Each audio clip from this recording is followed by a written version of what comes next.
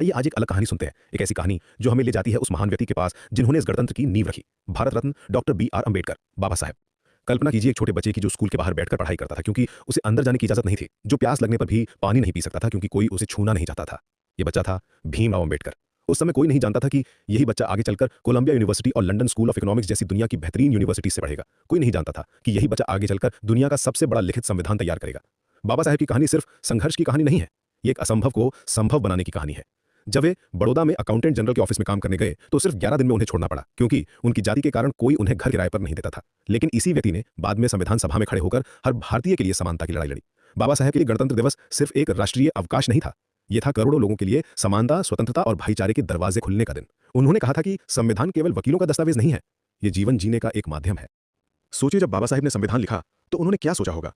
वे जानते थे कि यह कागज का टुकड़ा नहीं है, यह एक व्हीकल है जो हर भारतीय को मौलिक अधिकार देती है। वोट का अधिकार, शिक्षा का अधिकार, बराबरी का अधिकार। उन्होंने यह सुनिश्चित किया कि जो भेदभाव उन्होंने झेला था वो किसी और को न झेलना पड़े। उन्होंने स्टेट्स एंड माइनॉरिटीज नाम का एक दस्तावेज तैयार किया था जो अपने आप में एक मिनी कॉन्स्टिट्यूशन था। इसमें उन्होंने अनुसूचित जातियों के लिए मजबूत संवैधानिक सुरक्षा की मांग की थी। उनका हर भाषण, हर दलील इतनी गहरी और रिसर्च पर आधारित होती थी कि संविधान सभा के दूसरे सदस्य भी उनका सम्मान करते थे। उन्होंने यह सुनिश्चित किया कि भारत में किसी की पहचान उसके जन्म से नहीं बल्कि उसकी योग्यता और कर्म से हो। वे चाहते थे कि हर दबा कुचला व्यक्ति समाज की मुख्य धारा में आए। उनका सपना था एक ऐसा भारत जहां जाति, धर्म या लिंग के आधार पर कोई भेदभाव न हो। लेकिन बाबा साहेब की राह आसान नहीं थी।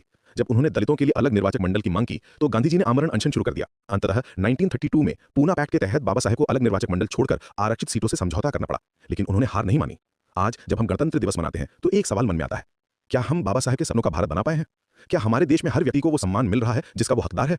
गणतंत्र का मतलब सिर्फ ये नहीं है कि हम अपनी सरकार चुनते हैं। गणतंत्र का मतलब है हर व्यक्ति की गरिमा की रक्षा करना। यह है बाबा साहेब का असली संदेश। उन्होंने एक नारा दिया था जो आज भी उतना ही प्रासंगिक है, शिक्षित बनो, संगठित रहो और संघर्ष करो। यह सिर्फ एक नारा नहीं है, ये एक फॉर्मूला है, एक ऐसा फॉर्मूला जो हर व्यक्ति को अपने अधिकारों के लिए लड़ना सिखाता है। शिक्षा से आती है जागरूकता। जब व्यक्ति पढ़ता है तो वो अपने अधिकारों को समझता है। संगठन से मिलती है शक्ति। जब लोग एक साथ आते हैं तो उनकी आवाज तेज होती है। और संघर्ष से आता है बदलाव। बाबा साहेब जानते थे कि बिना इन तीनों के कोई भी समाज आगे नहीं बढ़ सकता।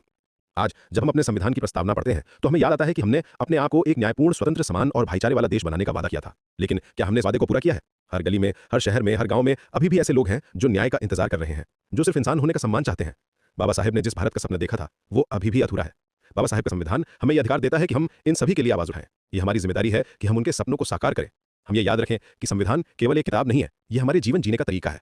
आज गणतंत्र दिवस पर आइए हम सभी मिलकर एक संकल्प लेते हैं, एक ऐसा संकल्प जो बाबा साहिब के सपनों को पूरा करे। हम वादा करते हैं कि हम एक ऐसा भारत बनाएंगे जहां न्याय सिर्फ किताबों में नहीं बल्कि हर नागरिक के जीवन में एक हकीकत हो। क्योंकि यही है गणतंत्र की असली भावना, यही है बाबा साहिब का असली संदेश और यही है हमारा असली कर्तव्य।